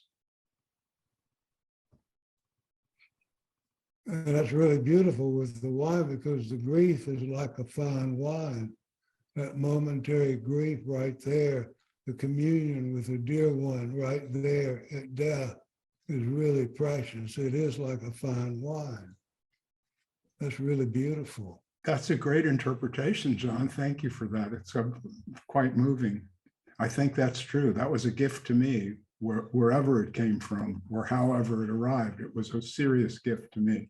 I still have the remains of my dear friend, and that's great. Yeah. It's beautiful. With his wit. Yes. Thank you. I'm so glad you're here, John. And I'm so glad you're here in this world. I really love you in a deep way, deep way. Likewise. Yeah. I see people with their hands raised. Yeah, we've heard from Rui before, so let's jump to B. Owen before we go back to Rui. I've got a question for Robert and Sterling. Where do you think we're headed? Sounds like hell in a handbasket. But like, if you look at lately, there's been I guess for the last 10 years, a lot of people have been following people like Rick Archer and the like. So it seems like things are getting a little cleaned up. And I mean, you know, so my question is there a little more optimism than we give credit? Before I try to reply to that, how do you mean, how does following Rick Archer, whose name I promised never to utter, but I Oh, how does sorry how, about that. how does that play into this? If you look out, you look out, let's say 150 years from now, where do you guys see the awareness of our population? And I mean, it sort of seems kind of unpredictable, but I don't know. Are things heading in a better direction since the introduction of the internet and people following these spiritual gurus that do kind of offer some good advice here and there? I don't know that spiritual gurus offer all that much good advice. Most of them live very privileged lives and make a lot of money off of it, or try to, get a group together to get people to conform to their beliefs. They're just like little teeny churches. Overall, I think the problem is that there's a kind of dumbing down of the population on the long term so that people are more and more shallow and the inputs are more and more shallow, and the government, I don't think it's a conscious sort of thing of some cabal, but there's a kind of collective stupidity. I think that's very, very dangerous for the planet and for the biosphere, because we are not addressing issues that should be addressed. And if we were, that would be a sign that consciousness was evolving in a more, I would say, useful direction, a more complex but sensible and sustainable direction. I don't see that at the moment, and I certainly don't have any ideas about how it could be changed. But I know that we were very hopeful. Sorry to interrupt. I had a feeling that things have been going in a positive direction. It's just my sense, but from 30,000 feet over view, I mean there's, but I could be mistaken. I just wanted to know your opinion. Well, that's it. Okay. Robert has his own on it. Well, my opinion is that the evolution of technology happens very quickly and the evolution of understanding happens very slowly. So there's a mismatch. I mean, if we go back to our animal ancestors from whom we evolved, they're, as part of just nature, they're completely self-centered. Their only ambition is to survive. And we have a lot of that in us, but we also have some rationality in us that can mitigate some of these drives that we have. But it was one thing when people would carry on wars armed with sticks and clubs. Yes, some people would be beaten to death, but the planet wasn't beaten to death. But now the human being is capable of entirely destroying the Earth's ecosystem, and we have not evolved a loving and caring attitude toward this home of ours. We want to consume it. When I say we, I'm speaking of all of us, in a sense, who drive our cars thoughtlessly just because we feel like going for a drive. We know, those of us who are conscious of this know that that's not really good. But if we want to go on vacation, we'll hop on an airplane. That's just the way we are. There's almost no one on this planet who has this understanding, who's really living up to it. I'm not. I certainly am not. I can't help it. I'm still selfish in this sense and can't just say, I mustn't drive my car unless it's absolutely necessary because I don't want to put any more carbon into the atmosphere. That would be the right thing to do, but I don't find myself with the will or ability to do it. So in that sense, I hate to say this to you because you're so optimistic, but I'm kind of a doomer myself. I see that various species live for a while, and then when the conditions change, like the dinosaurs, they can't make it. And I'm afraid that that's what's happening to the human race. I think we're going to change this planet enough so that we human primates won't be here anymore. Probably the cockroaches will be, and they'll have a good time because no one will be putting out the what do they call it? They can check in, but they never check out. So you can walk freely. They just disappear into the same place where black holes are. We do have the Hotel California here. Truly. I know. It's in one of your pictures, isn't it? Yeah, that's right. Anyway, I'm kind of a doomer. Yeah, well, I'm not hopeful. I have no hope. I'm hopeful. Yeah, that's good. I think we need a new John Lennon. No, I don't think John Lennon did that much for the human race. Good entertainment. He was a beautiful musician. What always I thought was very strange was one of the songs that he made the most money from was Imagine There, in one of the lines, there's no possessions. But the fact is that when he died, unfortunately, he had 2 apartments in that building there, which is a very famous old building in New York, one just for their clothes, and the big cattle ranches, and everything that he was living was totally in opposition to the way that he made his fortune, was through this one song. Well, that's what I'm saying about myself. I've got my trusty Toyota sitting in the driveway, and I like to drive it. I really do. I still enjoy driving. I always have.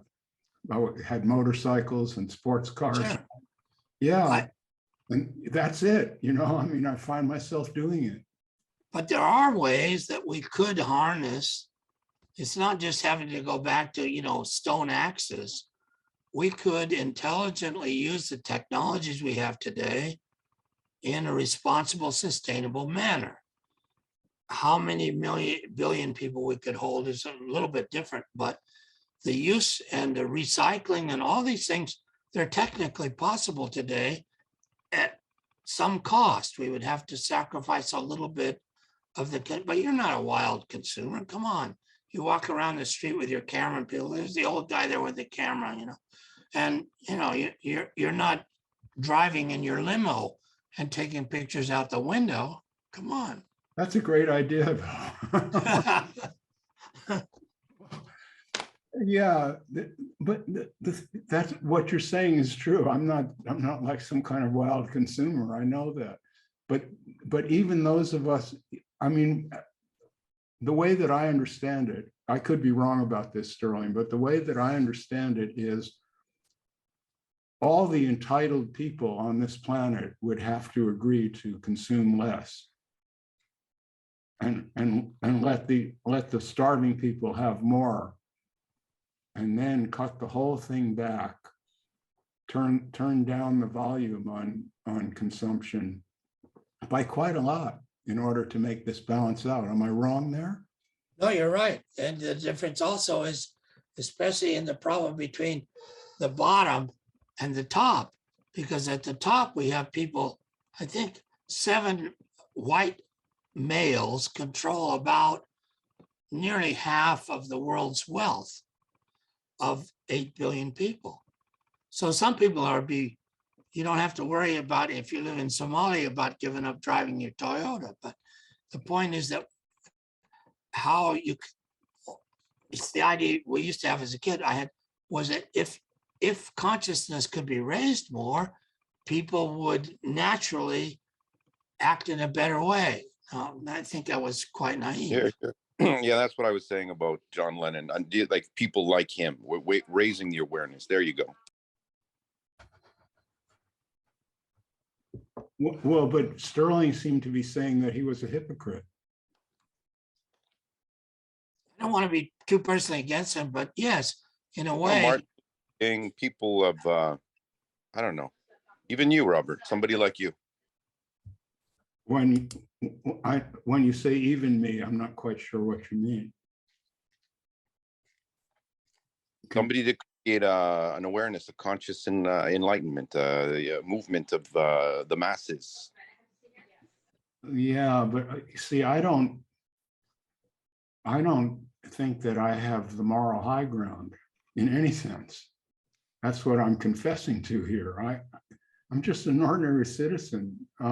Yes, I'm not like one of these rich cats who is burning up the world just so they can, you know, have dinner in Paris and then fly home again on the private jet. I'm not doing that, but I'm certainly consuming more than my share just by being here in Mexico instead of Iran. I mean, that's just the way it is. And I can't make sense out of it. I don't have the moral high ground. I don't, and I'm aware of it, and it's kind of painful. We could leave it at that. I just was I wanted to see your 30,000 foot overview of the future of our our mass group consciousness, and I think Sterling touched on it too, that he's saying there's a dumbing down. Then we started talking about environmental issues. I think it's the consciousness that needs to dumb up. Well, actually, no, you know what I'm trying to say, smarten up. But you're not that hopeful. Yeah, that's cool. Okay, well, you mentioned this guy before. I'm not going to utter his name again. Yeah.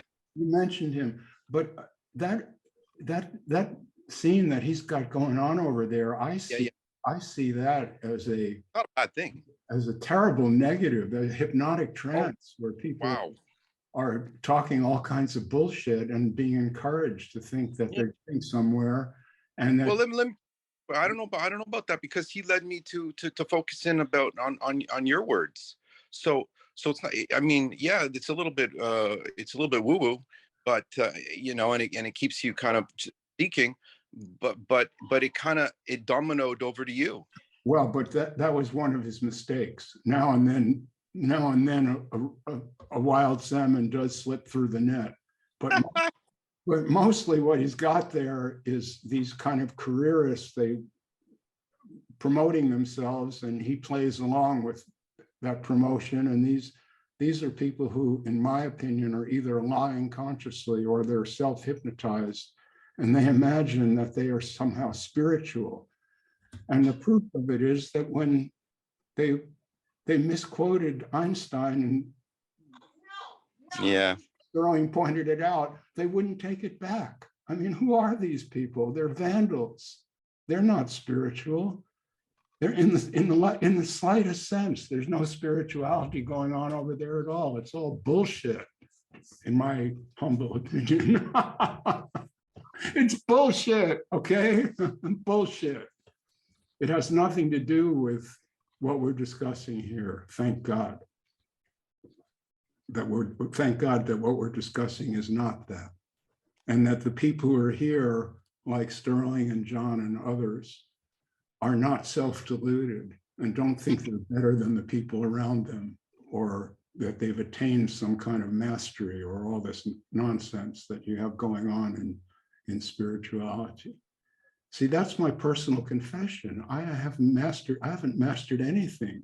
I get up in the morning and try to deal with life as best I can. And I'll continue to do that until the life goes out of me, and that'll be it. That's how I see it. Yeah. I can see more and more people becoming like that, in tune. And if we get enough of us, then obviously we're going to be going in a sort of progressive dumbing. I keep saying dumbing up, but smartening up direction, which will ripple through the group consciousness, and so that makes me optimistic. Well, from your mouth to God's ear, as my ancestors, Jewish ancestors, used to say when someone's made a good wish. Yes, from your mouth to God's ear. I hope that happens. And by the way, I'm glad to hear that something that I've said or done has inspired you in some way. That's beautiful. I like hearing that. So thank you. Cheers. Thank you. There may not be that evolution is going in a progressive manner as we would see as an improvement on what we think is good for everything. We don't know that. Evolution can go in all kinds of different directions because it's exploring all possibilities and ways of expression. So the hope that's built on that we are evolving to a more conscious place, I think is a false hope.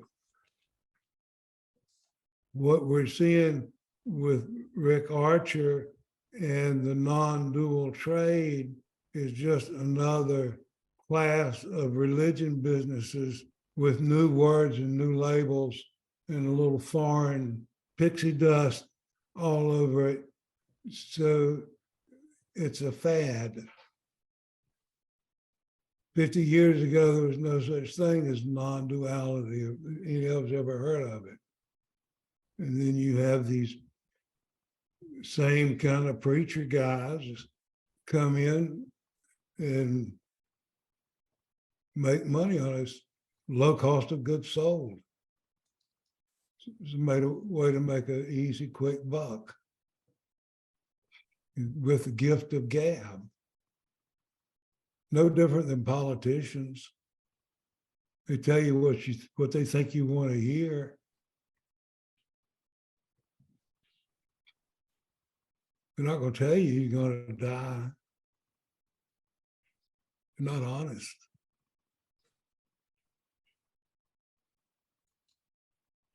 Big question is why you're afraid of dying. For most people, it's a doctrine of sin. And even the non-dual guys come out, well, you got to do this and not do that and find this thing, and it's just more of the same. It's just different clothes, different label on it.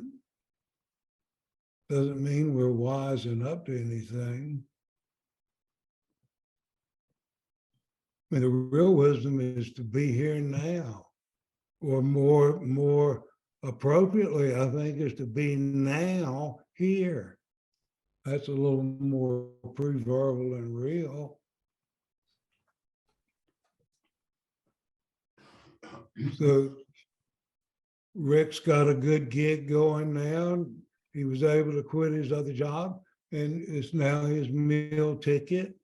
And I had a radio show myself a decade ago. I blew through about 100 of these guys. That's all I needed to hear, including the Francis Lucille's. I had them all on there. Every single one had an agenda, with the exception of Robert. But it's just a business. It's just a business. Real mentors come out of the woodwork when there's a need and the synchronicity for that to occur and disappear the same way without wearing it on their sleeve. Jesus had a day job. He was a carpenter. These guys don't have day job. Their day job is mining for gold.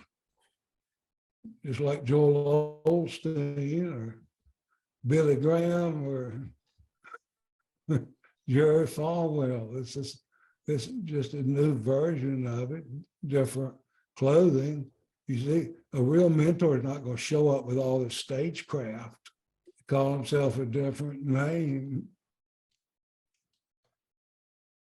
Real mentor is a real friend.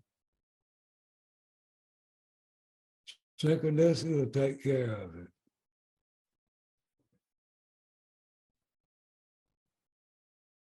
The whole universe will speak to you. Doesn't have to be that guy with a Nanda on the end of his name over yonder Nanda. Could be a cat or a bird.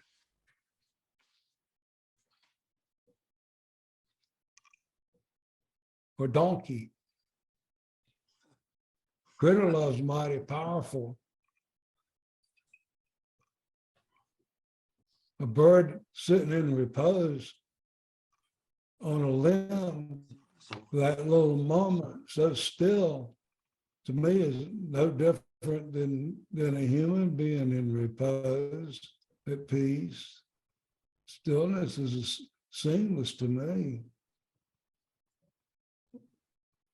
Or vegetable, or like a flower. Still alive, the rose blooms.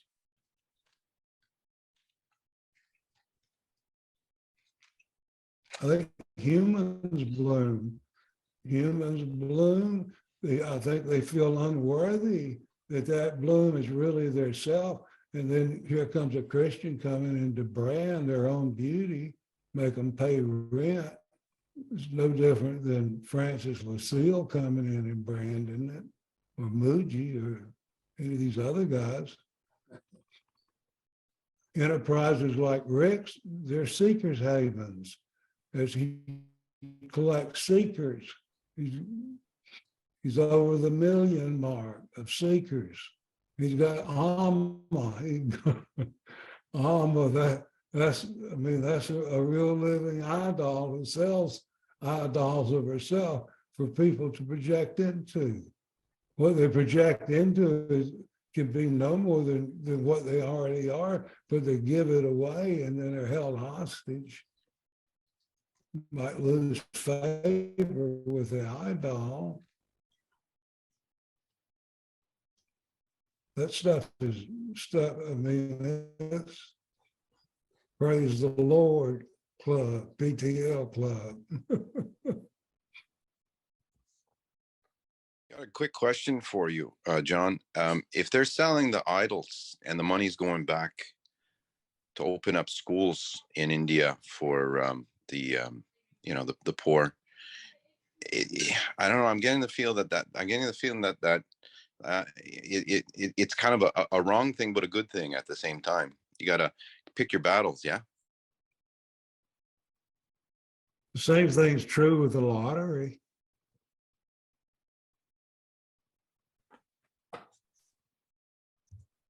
We don't glorify it, but it's the same thing. I wouldn't advise throwing all your money away on the lottery.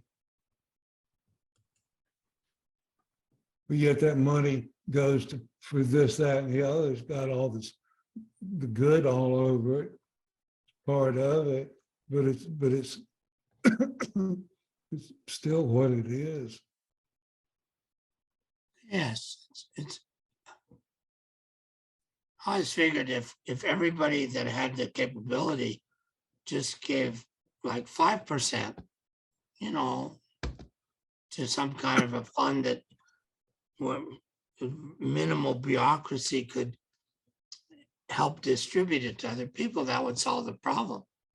It's not the big deal, it's the differential. But when one person owns, like someone like Musk, or Gates, people that are so rich it's beyond almost human comprehension, that needs to be somehow addressed. It may not be able to be addressed.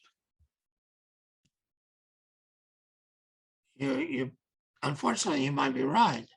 But when I think in the 60s, I don't know, you're maybe what, I mean, not the 1860s, like when you were young, but in the 1960s, we thought about this as a possibility that if we did all these schools and all this Rajneesh and Eureka and transcendental meditation and everything, that would somehow the society would jump up and be awake and act like evolved human beings. But it didn't work out all that well if you take a look at the newspapers.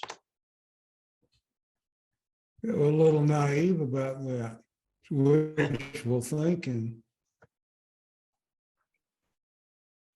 I'm not myself, not much of a hope guy. Yeah, we have that in common, John. I'm absolutely hopeless.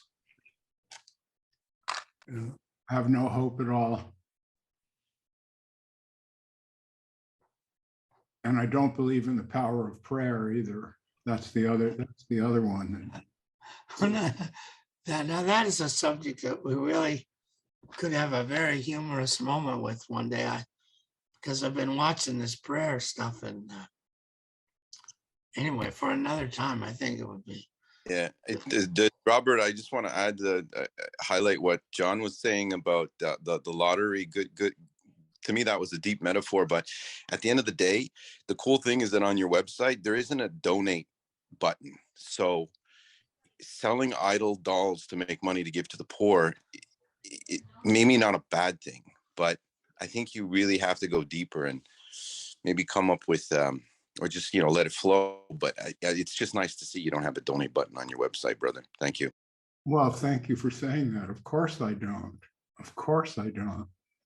I think it was John's friend. John has a pal named Trip. And Trip told me one day this metaphor. I think it was Trip. He said, if you knew that someone had $1,000 bill sewn into the lining of their coat and they didn't know about it, would you walk up to them and ask for a cut of that money in order to tell them that it was there? And that's kind of where I'm at with this. Why should you pay me for me to remind you of anything about you? I'd be ripping you off. You already have it. That's my entire message. We're all there. Some of us have noticed it. It's that simple. It's not more complicated than that. Some of us, it just happens. You just one day, bam, you just notice it. And you go, oh, fuck, oh, fuck. This is so simple. How could I not have seen this? It's not this. Yeah, but hypothetically, if you did, and you said the money goes to the local Mexican shelter, right? All the money that comes in, let's say, $500 a month, and you send it direct to the shelter. Yeah, but excuse me, that's not what happens. What happens is they say the money's going to the shelter, but of course they have to have a studio to produce the video, and they have to have bagels and lox brought to lunch, and transportation, and they have to get the airline ticket to fly to the conference and all the rest of it.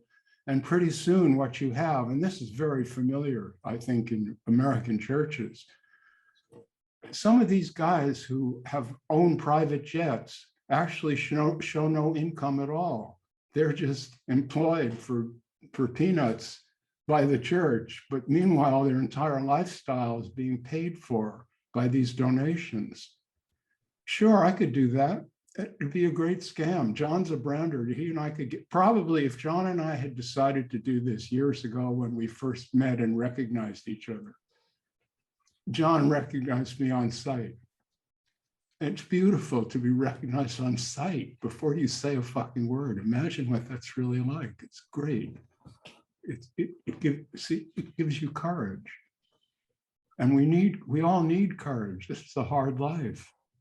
Friendship is about encouraging people, not making them pay you. We all need to make a living. I get that.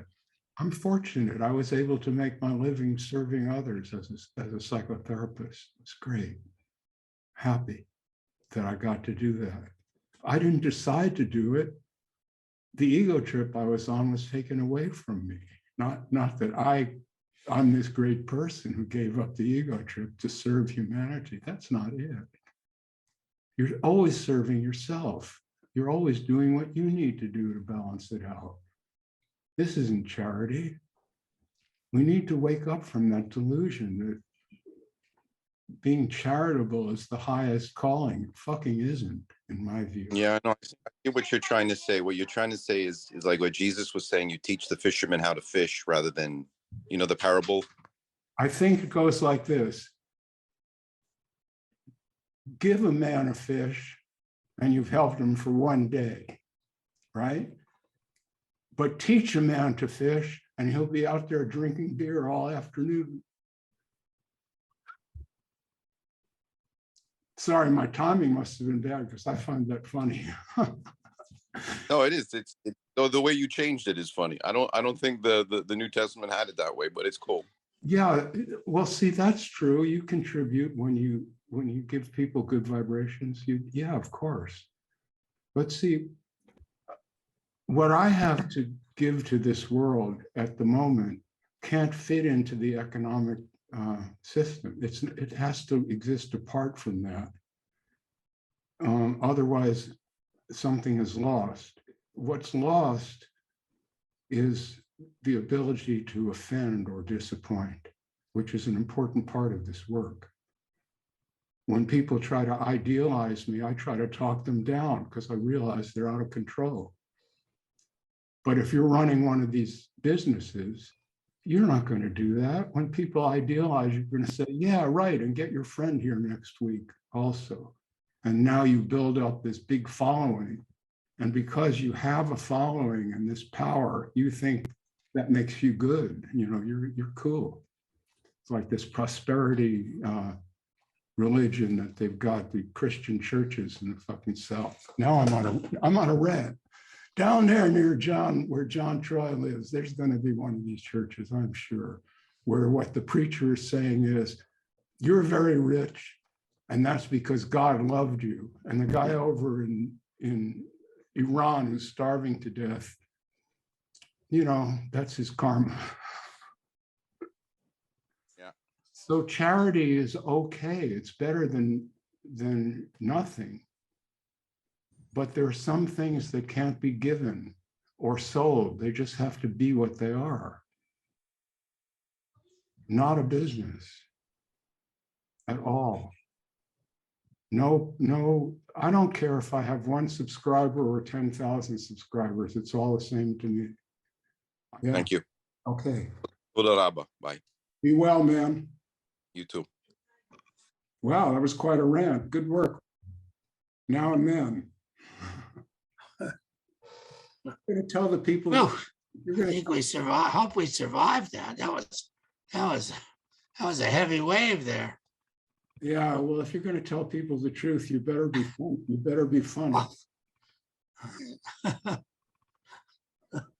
You better appear stupid. You know, otherwise, people were talking about intentions before. I have no intention to teach anybody anything. Just be here.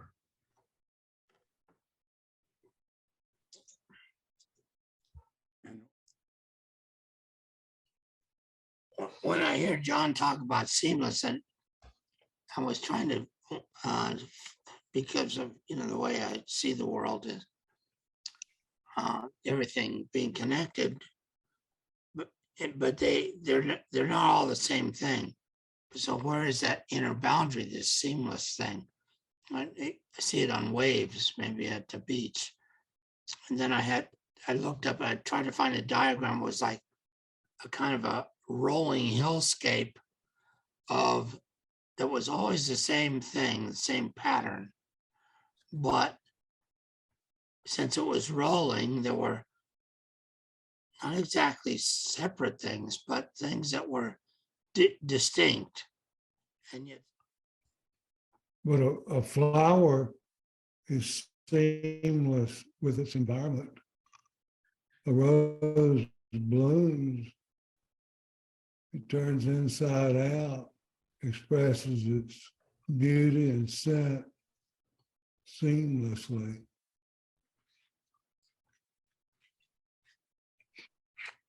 We're seamless with the whole universe from my perspective. The silence is seamless. Unconsciousness is seamless.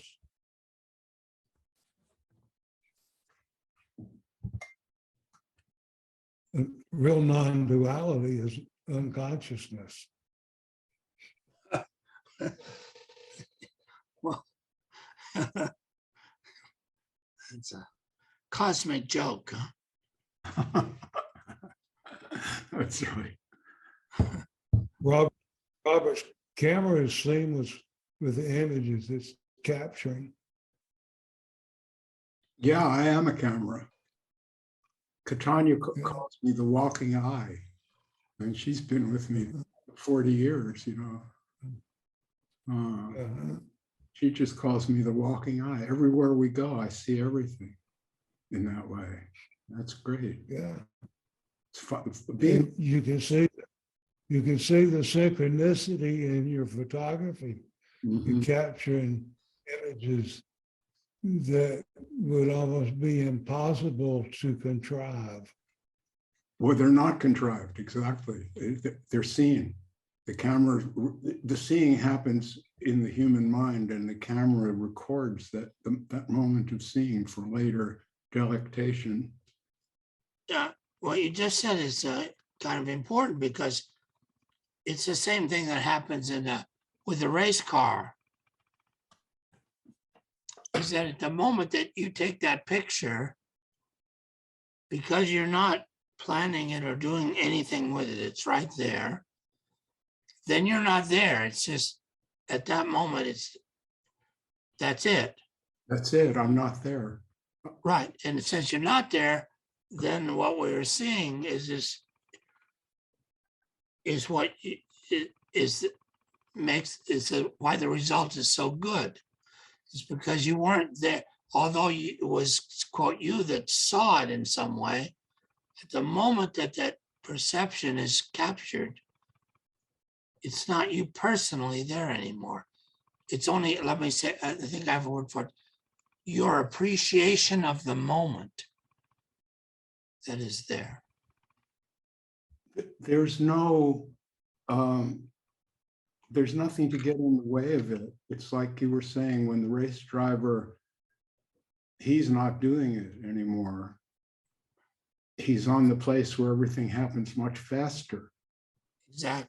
And the only way that you can make it on that, in that fast lane, in the fast lane, the only way you can make it in the fast lane is you have to get out of the way and let the camera and your finger take care of what has to be taken care of. And you're not there.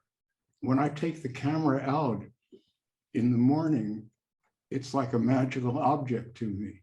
I take it in my hands, and it's like holding something really special. It's this tool for, when I got started on this years ago, one of my early subjects were nude women in nature, flowers, penitentiary,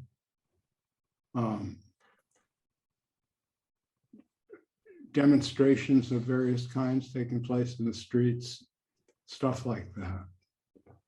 And the camera was like an excuse to go anywhere I wanted and be as curious as I wanted to be, if you have the eye for it. And I did, and just got to exercise my curiosity.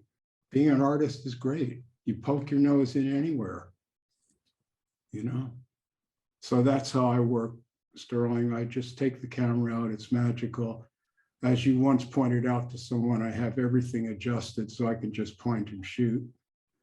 I know it. I don't think about the camera. It turns me on and then it disappears. And it's just seeing. And that's what I got from Walter Chappell. That was the thing that Walter showed me. He was brilliant. He could see things in situations that no one else would ever be able to see, and get it on and make a print, you know. So thanks a lot, Sterling. I've never actually spoken about my photography in those terms before at all. So it's curiosity and a magical object and a human guy who just likes life.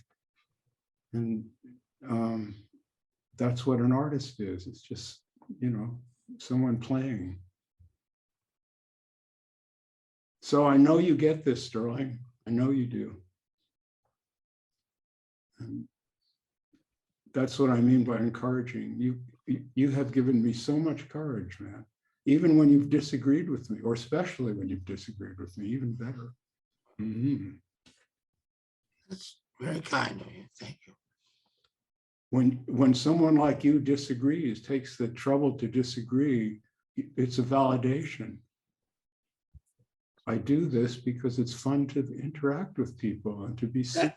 That's what I like, is just interaction with it. I mean, I went through all this stuff. Shit, I thought we're gonna fucking all get enlightened and save the world. It was 1971, I guess. And we did.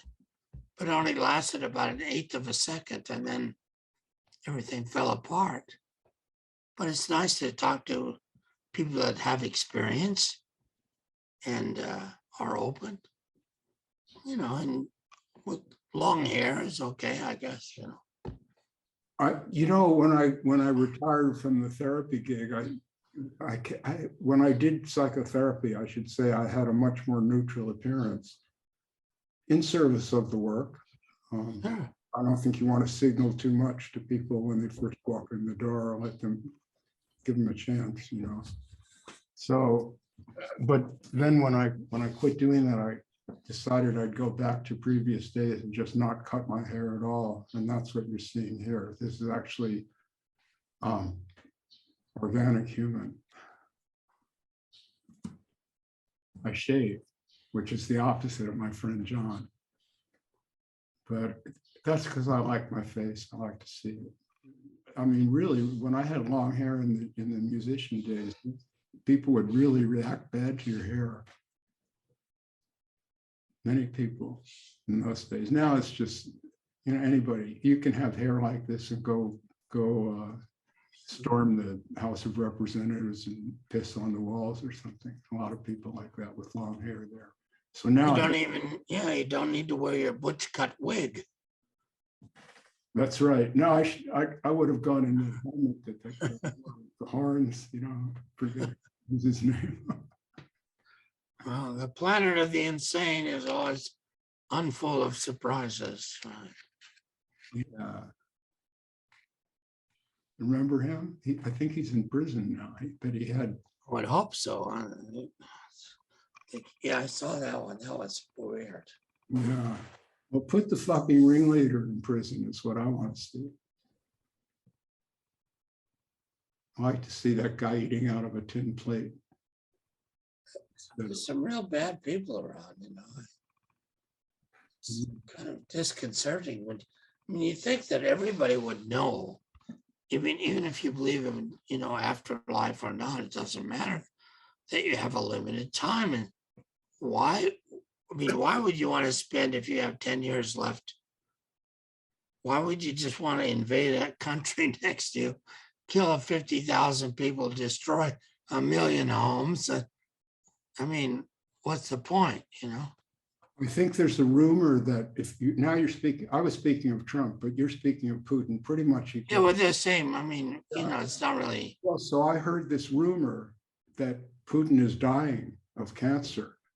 I've heard that too. Well, so this is someone who is so fucking embittered that on the way out, they just want to take out a lot of other lives. Imagine them. You talk about hell, man, that is a very deep, deep ring of hell to be. Well, it sure makes you wish there is some sort of, you know, reverse compensation, so to speak, in spite of what John thinks. I mean, these people, how can anything be permitted to be so horrible without consequences? That also violates a kind of law, all right? I mean, you don't get in nature, you don't get one tiger that kills everything and everything infinitely. At some point, it stopped. Yeah, so in nature. That's a very deep question indeed. Because as I see it myself, I'm a primate animal, closely related to gorillas and chimpanzees and bonobos. Not the same, I get it. We got the more prefrontal cortex in order to puzzle these things out. And we have language, so we can pass these things on through the generations. But if they're wrong and we pass them on, what's the advantage in that?